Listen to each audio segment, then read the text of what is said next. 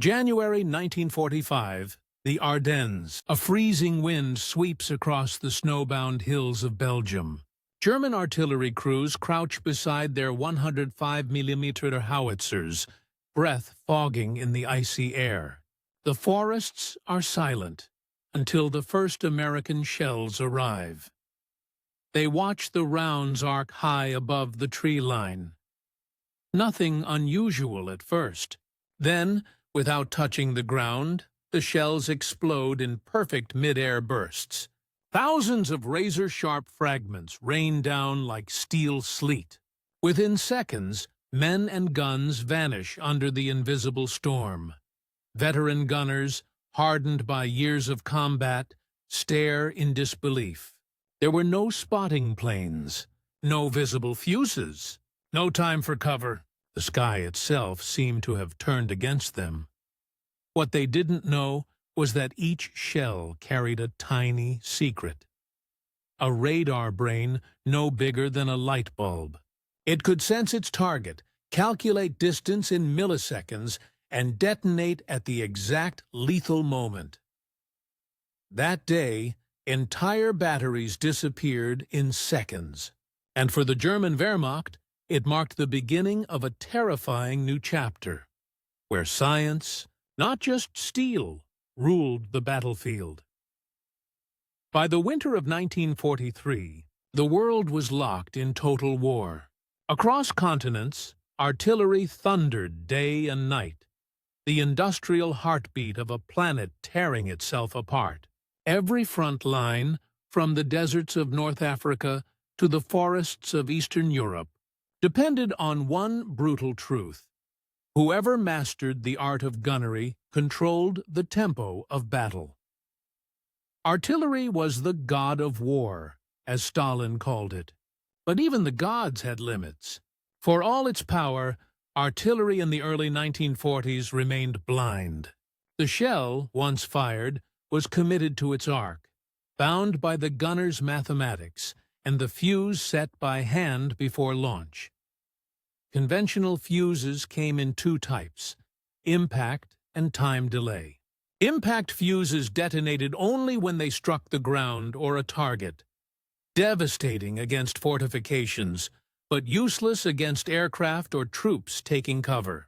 Time fuses relied on mechanical settings. A gunner twisted a small ring calibrated in seconds, estimating when the shell would reach its target. If he misjudged by even half a second, the round would burst too high, too low, or not at all. In practice, that meant waste. Thousands of shells rained across battlefields with minimal effect. Against aircraft, the odds were worse. U.S. Navy gunners needed hundreds of rounds to bring down a single plane. In North Africa, British anti-aircraft crews watched in frustration as Luftwaffe dive bombers sliced through carefully timed barrages unscathed. The math of artillery wasn't just about physics. It was about life and death. For every air raid repelled, hundreds of shells had to be fired.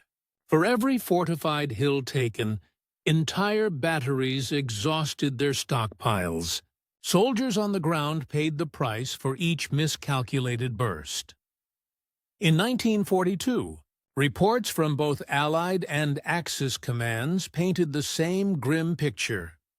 Artillery dominated casualties, but rarely decided battles swiftly. Shellfire destroyed morale, not armies. And when mobility became the new face of modern war, the gunners' traditional methods lagged behind the pace of mechanized warfare. In the air war, the challenge was even sharper. German bombers attacked convoys in the Atlantic, while Japanese aircraft threatened Allied fleets in the Pacific. Anti-aircraft fire depended entirely on timing and luck. A desperate guessing game fought at hundreds of miles per hour. The Allies needed a weapon that could think, something that could react faster than the human hand or the stopwatch dial, something that could make every shell count. By late 1940, As Britain stood alone under the Blitz, a quiet revolution was already forming.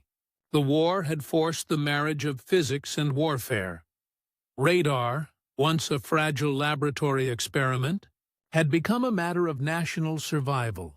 In secret workshops from London to Washington, scientists began to wonder, could radar's invisible waves, capable of detecting an aircraft miles away, be packed inside a shell casing barely 76 millimeters wide?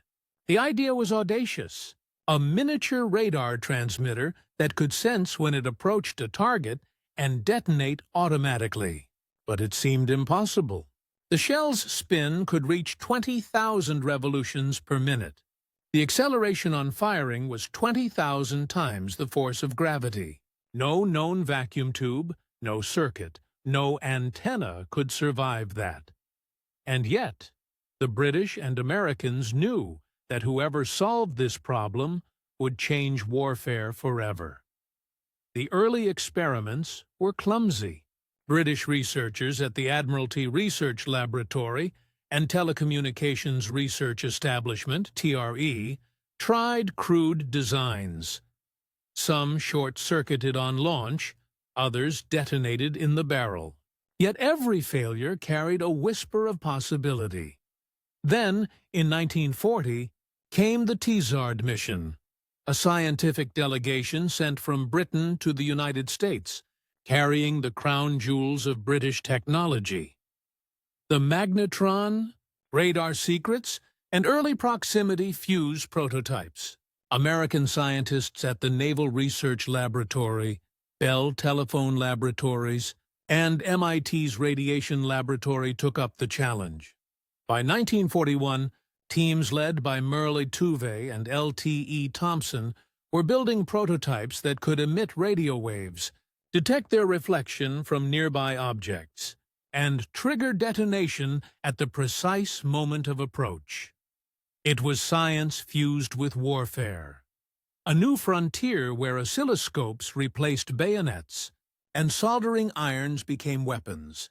Still, success was uncertain. The fuse had to be small, cheap, and rugged enough to survive the shock of firing. Every test that failed cost precious time and lives. But momentum was building. By the time the United States entered the war after Pearl Harbor, the groundwork for one of the most secret weapons of the conflict was already laid. And as Allied production shifted into overdrive, a new weapon, invisible, intelligent, and unstoppable, was about to step from the laboratory to the battlefield. By 1942, the war's momentum had reached a fever pitch. The Allies were fighting on three fronts: against the U-boats in the Atlantic, Rommel in North Africa, and the Luftwaffe over Europe. Every bullet, every shell, every ounce of steel mattered. In this environment, the idea of a smart shell, one that could sense its own target, sounded like science fiction. Yet in laboratories hidden behind factory walls and naval bases, it was slowly becoming reality. At the Naval Research Laboratory, NRL, in Washington, D.C. physicist Merle Tuve led a small team of scientists, engineers and technicians. Their mission: to create a fuse so compact and durable it could be fired from a gun without being destroyed. The breakthrough came through relentless trial and error. The team experimented with miniature vacuum tubes, tiny glass cylinders that could withstand the shock of firing. They developed them using epoxy resins and shock-absorbing mounts that could endure over 20,000 Gs of acceleration. Each component had to be hand-assembled under microscopes, tested, and sealed from moisture. It was precision work under wartime pressure.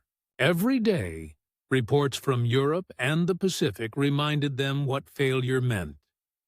More lost ships, more men dead in the air. By late 1942, the first working VT, variable time fuse, was born. a self-contained radar unit that emitted radio waves from its nose. When those waves bounced back strongly enough, signaling a nearby object, the circuit triggered detonation. It was a miracle of engineering, a radar brain small enough to fit inside a shell's steel casing. The Allies understood what they had created, and how catastrophic it would be if Germany discovered it. The entire project was wrapped in secrecy. Officially, it didn't exist. The British codenamed their early work VT, not for variable time, but as deliberate misdirection, to imply a timing device rather than a radar sensor. In American documents, the phrase proximity fuse appeared only in restricted correspondence. Even the soldiers who fired the rounds were often told only that the fuses were special. The fear was real. If the Germans captured one intact, they could reverse engineer it and develop countermeasures. To prevent that, early deployment was confined to naval anti-aircraft guns, where the risk of recovery by the enemy was low. Throughout 1943, U.S. Navy ships began receiving proximity-fused shells. The results were immediate and astonishing. Japanese dive bombers that once evaded flak screens were suddenly being torn apart mid-dive. Reports from the Solomon Islands campaign told of entire air raids broken in minutes. One admiral later wrote that the VT fuse saved the fleet. By mid-1944, as Allied confidence grew, the fuses were approved for land warfare, first in limited quantities, then in mass deployment. Factories across the United States, from Chesapeake Instrument Company to General Electric, began turning out fuses by the millions. It became one of the largest secret manufacturing efforts of the war. More than 22,000 workers, 80% of them women, assembling components that looked like miniature radios, each one capable of detecting an aircraft or a man from hundreds of feet away. To maintain quality, scientists and military officers worked side by side. At the Applied Physics Laboratory of Johns Hopkins University, engineers designed testing ranges and simulated battle conditions. Shells were fired into the sky, against moving targets, over open fields and remote coastlines. When the first complete test succeeded, a shell exploding perfectly near a drone aircraft, there was no cheer, no celebration, just quiet realization. They had created something that changed the rules. A single fuse cost more than a soldier's rifle, but its impact was exponential. The probability of hitting an aircraft jumped 5 to 10 times. For artillery, the improvement was even more devastating. Infantrymen who once found safety in trenches now faced death from the air, as shells could sense their presence and burst just above them. By late 1944, the VT fuse was ready for its greatest test. The Allied High Command authorized its use in Europe, but under strict conditions. Commanders were warned never to fire them into areas that could be overrun by German forces. The technology had to remain secret until victory was certain. The first authorized use came in the Battle of the Bulge, December 1944, when German troops launched their last desperate offensive through the Ardennes. In the snow-choked forests, American artillerymen loaded their guns with VT-fused shells for the first time. They didn't know it yet, but what followed would shock the German army, rewrite artillery doctrine, and mark one of the most dramatic technological leaps in the history of war. They called it a fuse, but inside its hollow steel body lived a miracle. A radio set no larger than a jam jar's screw cap. Engineers packed miniature vacuum tubes, a tiny oscillator, an antenna, and a sensitive trigger circuit into a spinning, tumbling projectile. The device had to do two impossible: Things at once: survive the colossal shock of launch and still be precise enough to measure distance in a handful of milliseconds, spin stabilized. Shells presented particular problems. The fuse's antenna and circuitry spun with the body at thousands of revolutions per minute. Centrifugal forces tried to tear circuits apart. Designers used shock mounts, potting compounds, and concentric housings to isolate fragile components. They tuned the radio to a short wavelength so reflections from the nearest object, airframe, treetop, or human silhouette, would produce a reliable echo. The return signal, when strong enough, closed a gap, releasing the detonator. The genius was not a single breakthrough, but a chain of tiny solutions. Hardening the tube filaments, miniaturizing coils, inventing resilient adhesives, and designing test jigs that simulated the worst battleground stresses. Each success was incremental, but the result was exponential. A shell that once followed a blind arc now possessed a sensory intelligence. The laboratory inventions, oscillator frequencies, damping techniques, and ruggedized components would become the template for post-war electronics, the ancestor of guidance systems and microelectronics. On the battlefield, technology ceased to be an accessory. It became the active agent deciding who lived and who did not. Before proximity fuses, artillery fought by saturation. Commanders accepted wide margins of error and fired by volume. Barrages, creeping fires, and endless curtains of shrapnel. The goal was probabilistic. Throw enough steel into the air, and something useful would happen. Proximity fuses rewrote that calculus. A single shell now had a vastly higher chance of producing lethal fragments at the precise altitude and moment required. On the defensive, anti-aircraft batteries transformed overnight. Fighters and dive bombers that had evaded time fuse barrages were suddenly shredded by airbursts. Naval commanders reported dramatic reductions in aircraft losses when VT fuses were employed. On the ground, the difference was equally stark. Infantry no longer found safety merely by hugging the earth. An airburst could reach into trenches and behind parapets. Counter-battery fire, too, changed. Instead of waiting for a direct hit, gunners could spray probable enemy positions with VT-fused rounds and achieve near-immediate suppression. Tactically, commanders learned to pair proximity-fused artillery with reconnaissance and coordination. A well-placed VT barrage could sever an attacking column, break cohesion, and buy time for maneuver. It reduced ammunition waste, fewer rounds, greater effect, and forced the enemy to disperse or conceal, altering how operations were planned. The weapon's presence reshaped fields of fire, convoy tactics, and the very geometry of defensive works. The first time a battery encountered VT bursts overhead, the reaction was not doctrine, but disbelief. Men trained to read smoke, shadow, and sound found none of the usual cues. Shells detonated above them without visible fuses or planes to direct fire. For gunners who had learned their trade by experience and instinct, the change was disorienting. The sky, once a predictable space where bursts could be timed and dodged, became a mindless instrument of death.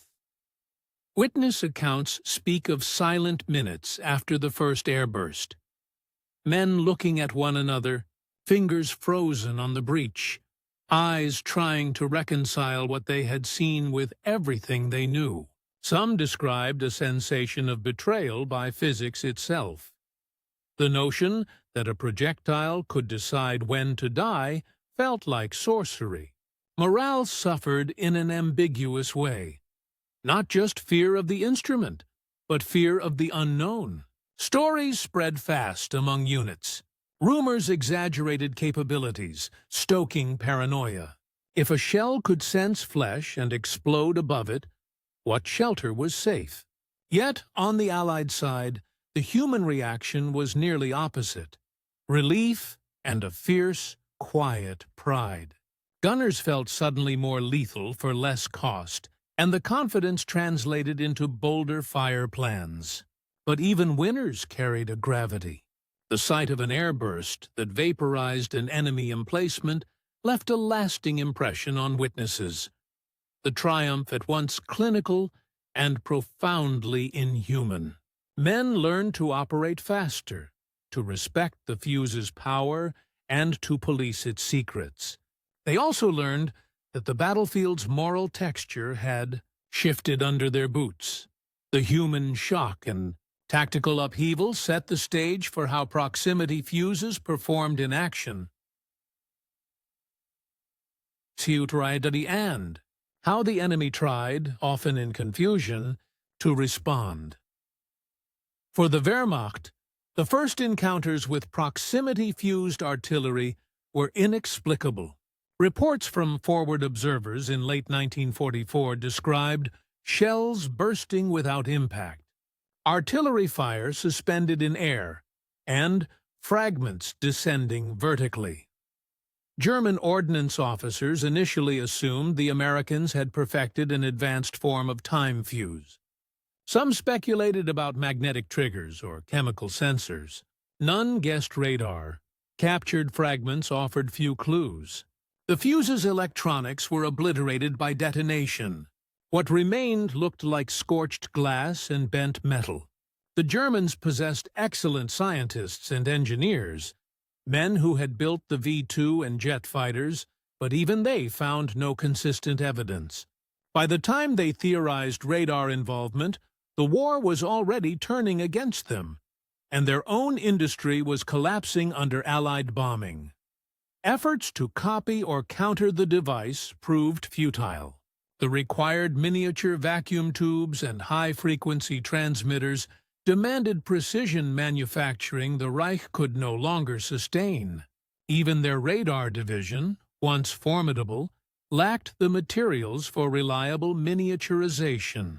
The Allied control of strategic resources, tungsten, beryllium, high-purity glass, made imitation impossible. On the front lines, the psychological toll was immense. Entire artillery platoons were wiped out by rounds that seemed to see.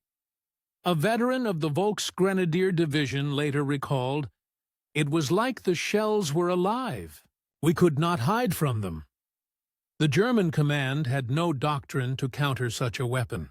Camouflage and dispersal became the only defense, but even these measures faltered under the intensity of Allied fire. The proximity fuse didn't just destroy guns, it shattered confidence. While scientists built the fuse, generals decided how it would be used and how tightly it would be guarded. At the highest level, figures like General George C. Marshall, Admiral William Blandy, and Vannevar Bush of the U.S. Office of Scientific Research and Development formed a tight circle of authorization. They understood that premature exposure could lead to disaster. Marshall insisted that the weapon be tested only where recovery by the enemy was impossible. "One shell in enemy hands," he warned, "and the advantage is gone." His caution slowed deployment, but it preserved secrecy until the critical moment. The Navy, having proven the fuse at sea, pressed for wider use. The Army hesitated until battlefield conditions demanded it.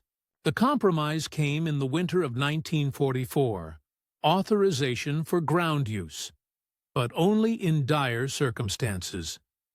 That moment came at the Battle of the Bulge. Facing Germany's last great offensive, Allied commanders requested emergency permission to employ VT fuses on land. Marshall's reply was short: approved. Use discretion. The result would justify every risk, leadership's restraint, ensured the enemy never obtained an intact sample. Even when Allied troops advanced through recaptured territories, strict orders governed handling of dud shells. Engineers disassembled unexploded rounds under guard. Defective components were destroyed on site. The decision-making process around the fuse reflected a new kind of warfare, one where scientific secrecy rivaled troop movements in importance. In previous wars, victory depended on manpower and maneuver. In this one, it increasingly depended on information, innovation, and the discipline to protect both. The proximity fuse raised quiet moral questions even among its creators. A weapon that detonated automatically, indifferent to human judgment, blurred lines of control. Some scientists wondered whether they had crossed into territory where machines, not men, decided life and death. Others countered that precision reduced suffering. Fewer shells for the same effect. Fewer civilians caught in prolonged bombardments. Yet, the secrecy itself carried moral weight. Tens of thousands of soldiers fought and died without knowing such a weapon existed. Even within the Allied ranks, rumor substituted for knowledge. Some called it the wizard fuse, others the magic shell. Commanders were forbidden from discussing its mechanism, even in reports. It was a silent revolution fought under a cloak of ignorance, effective, but unsettling. Strategically, the weapon embodied the shift toward total scientific warfare. The Allies' industrial scientific complex, radar, cryptography, nuclear research, formed an ecosystem of innovation that the Axis could not match. The proximity fuse stood beside the atomic bomb and radar-guided bombs as symbols of this intellectual dominance. It demonstrated that the war's outcome would hinge not merely on courage or numbers, but on the mastery of invisible forces, electrons, radio waves, and timing measured in microseconds. After 1945, these moral tensions would echo through every military laboratory. If radar could make a shell intelligent, what else could technology make autonomous? The VT fuse was small, but its legacy pointed toward the coming age of guided missiles and electronic warfare, an era where the line between human intent and mechanical execution would blur even further.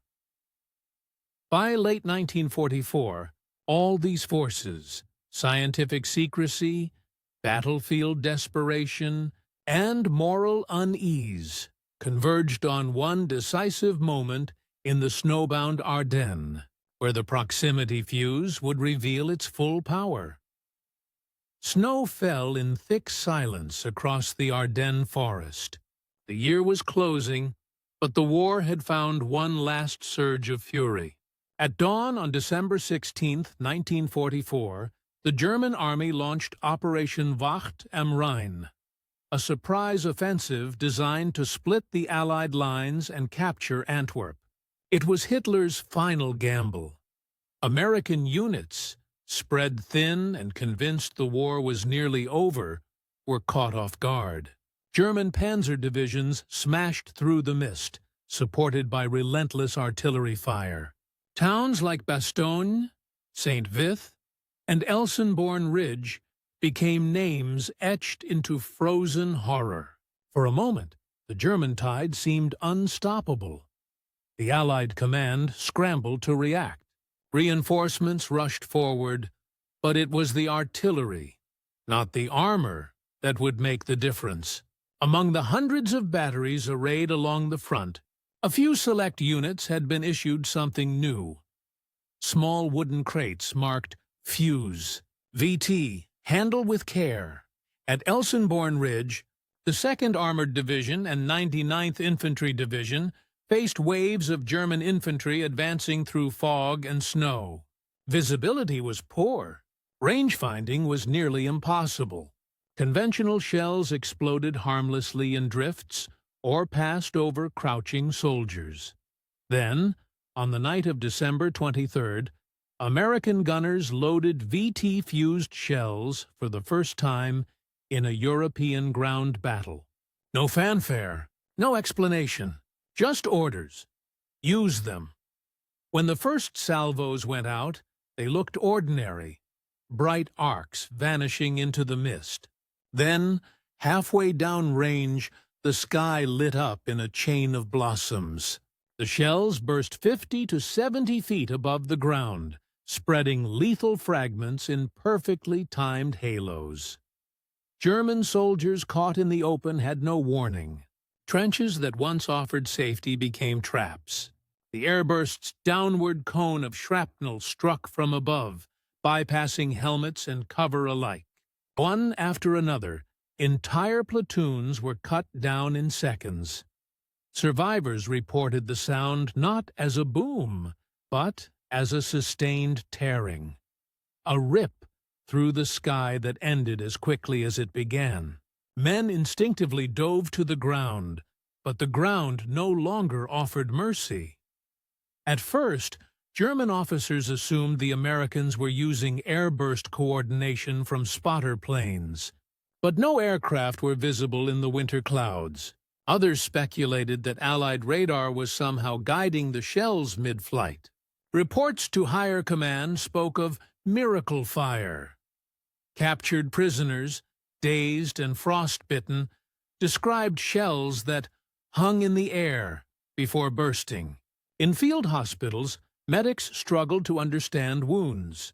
Shrapnel entry points on the tops of shoulders and helmets, patterns consistent only with vertical descent. The effect went beyond physical destruction. It created paralysis. Infantrymen hesitated to advance even when ordered. Artillery crews abandoned their guns under the constant, precise rain of fragments. Commanders found that once proximity fuses entered the fight, the pace of German attacks slowed dramatically. The offensive lost its rhythm, not to tanks or aircraft, but to invisible mathematics inside spinning shells. Field journals from the U.S. 2nd Infantry Division tell of astonishment among Allied troops. "Never seen anything like it," one officer wrote. "You don't have to hit them anymore. You just have to shoot near them." Another noted how morale surged. Men cheered every burst. It felt like the artillery finally had eyes. By Christmas Eve, the effect was undeniable. At Baraque de Freture, a handful of American batteries held off repeated German assaults by saturating the approach routes with VT airbursts. Each volley shredded the leading waves before they could reach firing range. The weather began to clear, revealing the carnage. Frozen bodies lay scattered in open fields, weapons half buried in snow. Commanders surveying the aftermath struggled to comprehend what they were seeing. Devastation out of proportion with the number of rounds fired. The success at Elsenborn and Bastogne gave Allied leadership the confidence to expand VT fuse use across the Ardennes. By early January 1945, thousands of shells were being fired daily with near-perfect reliability. German communications intercepted by Allied intelligence revealed desperation. Units reporting impossible bombardments and air mines detonating above their heads. One German officer's report to OKW, the German High Command, summarized the hopelessness. "Our artillery positions are being destroyed faster than they can be relocated. Enemy fire bursts in air with terrifying accuracy. Morale is crumbling." The psychological blow was complete. Within weeks, the German offensive faltered. What had begun as Hitler's last great gamble ended in retreat. Its momentum bled out by the invisible radar pulses inside American shells. When the snow finally melted months later, investigators found shattered steel and broken electronics scattered across former front lines. Remnants of the VT fuses that had rewritten the laws of warfare. German engineers examining fragments found only confusion.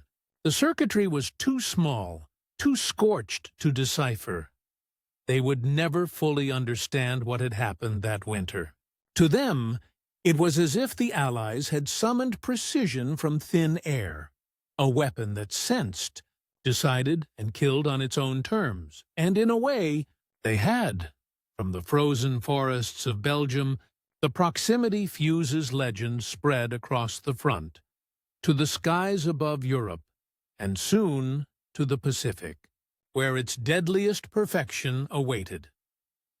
The triumph in the Ardennes did not stay contained to the frozen woods of Belgium. Word of the Fuzes' performance reached Allied headquarters within days. In classified briefings at Kiev and the Pentagon, staff officers reviewed data showing kill rates several times higher than any previous artillery method.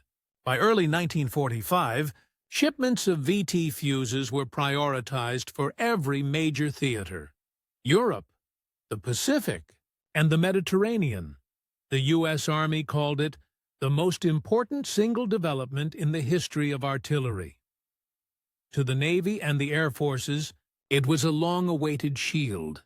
Long before the Bulge, proximity fuses had already been quietly changing the air war. The U.S. Navy's first operational use came in January 1943, during defense of the carrier task forces in the Solomon Islands. Japanese aircraft, fast, fearless, and precise, had made conventional anti-aircraft fire almost futile.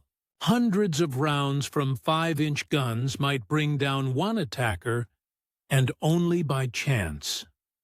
When the first proximity-fused shells were fired, everything changed. Japanese pilots, who had once banked through predictable flak patterns, now flew into invisible kill zones. Shells burst when close enough to shred the thin aluminum skins of aircraft, detonating in perfect spheres of shrapnel. Naval officers began to notice the difference immediately.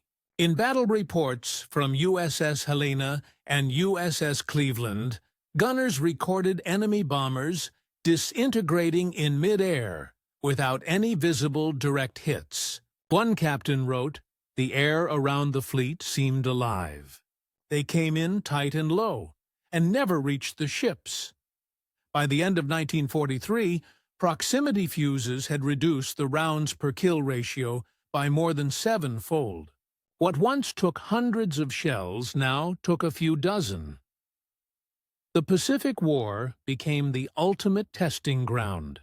In Leyte Gulf, Okinawa, and Luzon, proximity-fused shells defended fleets and beachheads alike. Against the kamikaze, Japan's desperate suicide pilots, the weapon was almost prophetic. Kamikazes relied on closing distance before impact, counting on the limited accuracy of flak to get through. The VT fuse nullified that tactic. During the Okinawa campaign of 1945, ships like USS Missouri and USS West Virginia credited the fuse for saving hundreds of lives. Reports described kamikazes detonated hundreds of feet away, reduced to debris before their final dive. Admiral Blandy later stated, "Without the proximity fuse, our casualties off Okinawa would have been catastrophic." Statistically, the impact was staggering.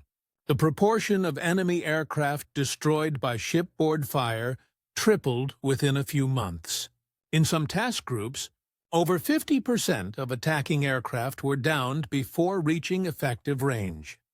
The technology proved so decisive that, for a time, its existence remained one of the Navy's most closely guarded secrets, ranked alongside radar and code breaking in security importance. In Europe's closing months, as Allied forces advanced across the Rhine, proximity fuses multiplied the lethality of artillery support. River crossings, where infantry were exposed on open terrain, benefited enormously. Airbursts cleared enemy trenches and fortified houses, without needing direct line of sight. At Remagen, in March 1945, as German artillery attempted to destroy the Ludendorff Bridge and halt the American advance, counter-battery fire using proximity fuses silenced many positions within minutes. The U.S. 9th Armored Division reported enemy gunners eliminated before second salvo. British forces used VT shells to clear wooded terrain in the Reichswald offensive, where normal shells had long failed to dislodge entrenched defenders. The effect was described as a scythe through the trees. Branches were stripped bare, bunkers collapsed, and machine gun nests were rendered useless. By the time Berlin fell, the proximity fuse had appeared in every major engagement where Allied artillery played a role. It had become, in the words of General Eisenhower, a force multiplier without equal. What made the fuse so devastating was its invisibility. The enemy could neither hear nor see its mechanism. Radar-guided shells offered no warning trajectory, no distinctive sound to identify. Soldiers facing them could only guess which rounds carried the secret. That psychological uncertainty amplified their power. German intercepts from January 1945 show a sense of creeping futility. Field messages complained that Allied artillery now possesses weapons of automatic accuracy. Some suggested divine intervention. The SS propaganda units tried to downplay reports of intelligent shells, but among frontline troops, belief in Allied technological invincibility became widespread. In retrospect, historians often describe the proximity fuse as the bridge between mechanical and electronic warfare. It transformed a weapon governed by ballistics into one guided by sensing.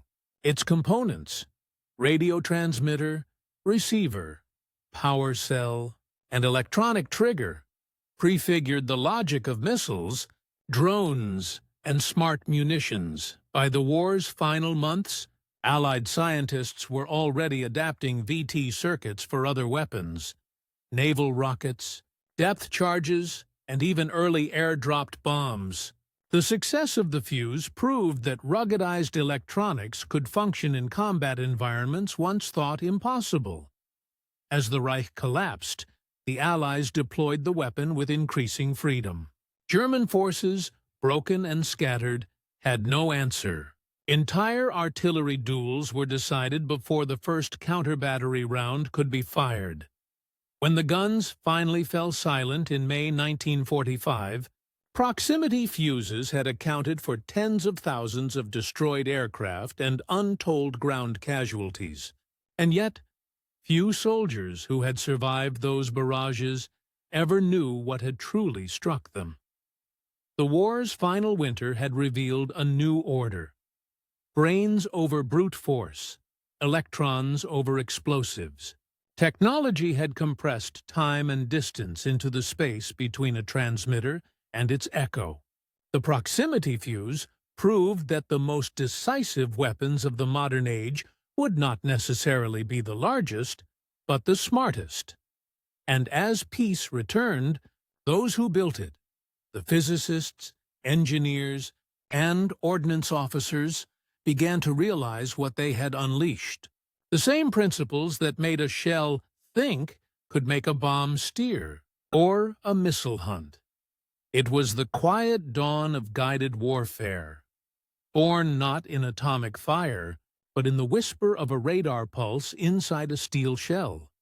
The shockwaves of that innovation didn't end with victory. They carried into a world now armed with science itself. When the Ardennes campaign ended in January 1945, the forests were littered with frozen bodies and twisted steel. The German offensive had collapsed under the weight of its own ambition, and under a storm of artillery that seemed to defy physics. For the Allies, victory in the Bulge was more than tactical. It was technological. Across the front, Commanders compiled reports that read like astonishment put to paper. American field officers credited the proximity fuse with saving entire divisions. In one artillery group's log, a colonel noted, "Casualties among our men dropped sharply the moment VT fuses went into use." The weapon's effect on morale was electric. For the first time since Normandy, American and British troops felt they possessed a decisive technological edge on the ground, not just in the air. It wasn't just superior firepower, it was precision. Artillerymen began to talk of clean fire, meaning fewer wasted shells and more effective results. In a war that had devoured millions of rounds, the idea of accuracy carried moral weight. On the German side, disbelief turned to despair.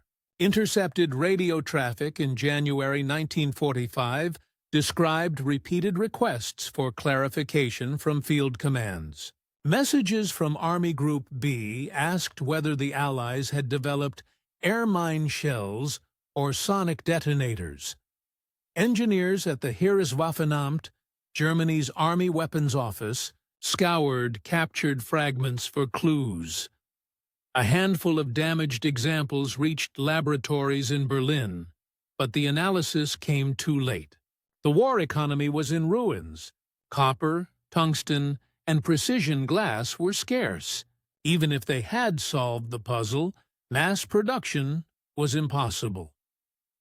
In February 1945, a report circulated within the German High Command estimating that Allied artillery had increased its effective lethality by 300%. It warned that continued exposure to airburst bombardment will render infantry formations combat ineffective. But there was no solution to recommend German field artillery. Commanders responded by ordering deeper entrenchment and dispersion. Batteries were forced to spread farther apart, reducing coordination. Supply lines grew longer, communication more fragile. The once feared rhythm of German fire, rapid, synchronized, overwhelming, began to fragment under the invisible pressure of Allied proximity fire. For Allied planners, the proximity fuse marked a subtle but profound shift. Before 1944, artillery was used primarily to soften targets or prepare ground for infantry advance. After its introduction, it became an instrument of dominance, a weapon that could dictate tempo, break morale, and suppress enemy response. Before combat even began, General Omar Bradley later described the VT fuse as the most devastating artillery innovation of the war. His corps commanders reported casualty reductions of up to 40% during offensive operations, simply because enemy fire was silenced faster. In training manuals issued after the war, new diagrams appeared, showing airburst patterns over open terrain, forest canopies, and fortifications. The emphasis shifted from impact to detonation height. Calculations once focused on flight time and angle now included radar sensitivity and terrain reflection. The proximity fuse had changed not just outcomes, but the philosophy of gunnery itself. Artillery was no longer an area weapon. It was an instrument of precision lethality. Even after its success in the Ardennes, the proximity fuse remained classified. Commanders were explicitly ordered not to discuss its mechanism in correspondence. If a fuse misfired or failed to detonate, recovery teams destroyed the remains on site. In early 1945, one American unit operating near the Rhine received reprimand for allowing a German patrol to capture a dud shell. The patrol was intercepted days later, and the fuse fragments recovered, a small but crucial victory in the continuing war of secrecy. By the time the Third Reich crumbled in May 1945, no intact example had ever reached German scientists. The secret had survived intact, a remarkable feat given the chaos of war. Among the troops who had witnessed its effects, feelings were mixed. Some artillerymen marveled at the science. Others admitted to unease. It felt like cheating, one gunner wrote in his diary. They never had a chance to hide. The proximity fuse had ended many battles before they began. It had also ended the illusion that war was fought solely by human skill. Machines now sensed and decided. Men merely loaded and fired. The shattered remnants of the German war machine would not be the last to confront that reality. The end of combat in Europe marked only the beginning of a new military era, one where proximity, precision, and automation would redefine the very idea of battle. When the guns of Europe fell silent in May 1945, the Allies began to take inventory of their secrets. Among the captured archives, factories, and laboratories, one fact stood out: the enemy had never discovered the true nature of the proximity fuse. In a war that had seen the code breakers of Bletchley Park, the Manhattan Project, and radar networks stretching across continents, the fuse remained one of the few Allied technologies that stayed completely hidden until the end. Its protection had been deliberate. Commanders and scientists had treated it as something almost sacred, the one edge that could not be risked.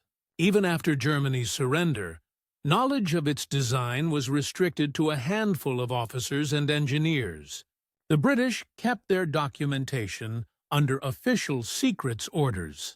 The United States locked its blueprints under restricted data, alongside atomic research. It was not simply a matter of preserving advantage, it was the realization that the device represented a new class of warfare.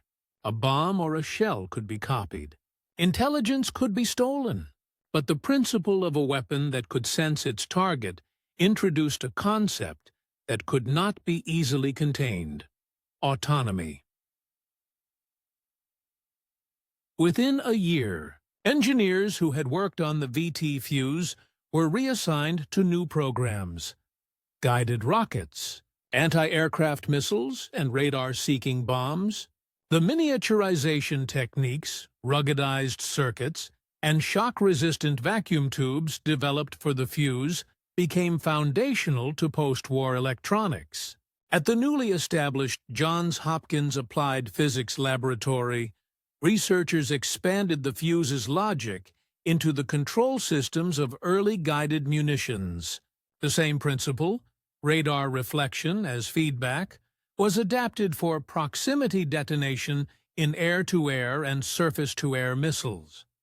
One of the fuse's lead developers, Merle Tuve, would later call it a practical demonstration that electronic precision could survive violence. His statement became prophetic. The military now understood that technology could not only measure destruction, it could think amid destruction. The Cold War arms race absorbed that lesson instantly. Soviet scientists, studying captured U.S. ordnance from later conflicts, quickly realized that radar proximity mechanisms were key to future air defense. Within a decade, both superpowers were using refined VT designs in nuclear artillery shells and missile warheads. While the atomic bomb drew the headlines, the proximity fuse was the quiet counterpart, the enabler of delivery. In 1945, during the Trinity test and later in the bombing of Hiroshima and Nagasaki, bomb detonation systems relied on altitude-sensing devices derived directly from proximity fuse technology. Where earlier bombs used barometric switches, later designs integrated radar sensors inspired by VT circuits, ensuring optimal detonation height for maximum effect. The chain of evolution was undeniable. From artillery shell to atomic bomb, the principle of controlled proximity defined the new logic of destruction. In the years that followed, Proximity fuses became standard in nearly every form of modern ordnance, from anti-aircraft shells to nuclear-tipped missiles. What had begun as a fragile radio transmitter inside a 5-inch shell had transformed into the guiding intelligence of an age. As post-war reconstruction began, a few of the scientists who had built the fuse reflected on what they had done. In interviews decades later, some described a sense of detachment. "We were solving a technical problem," said one engineer. "We didn't think about the men under those bursts." Others defended their work as necessity, a weapon that shortened the war and saved lives by ending it faster. Yet the question lingered. When machines start making the critical decision, when to explode, whom to kill, how much human agency remains? The proximity fuse did not create that dilemma, but it illuminated it vividly. It showed that automation could be both efficient and merciless. It foreshadowed a century where decision-making would migrate from soldier to circuit, from will to waveform. By the 1950s, nations that once fought over Europe were building their own proximity fuses. Smaller, smarter, cheaper. Every major artillery shell, missile, and air defense system carried their descendants. Historians today often call it one of the 3 technologies that won the war, alongside radar and the atomic bomb. It shortened campaigns, saved fleets, and dismantled morale with mathematical precision. But its greater significance lay in what it represented: the first successful union of physics and decision in a weapon.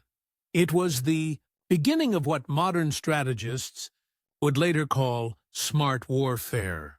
The world that emerged from the ruins of 1945 had learned a sobering lesson: that victory was no longer about who fired first, but who could sense first.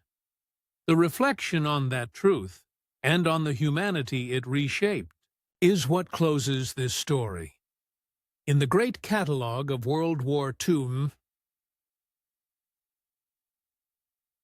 inventions, the tank, the jet, the bomb, the proximity fuse is easy to overlook.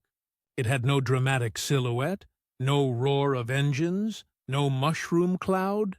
It was small, silent, and invisible in flight.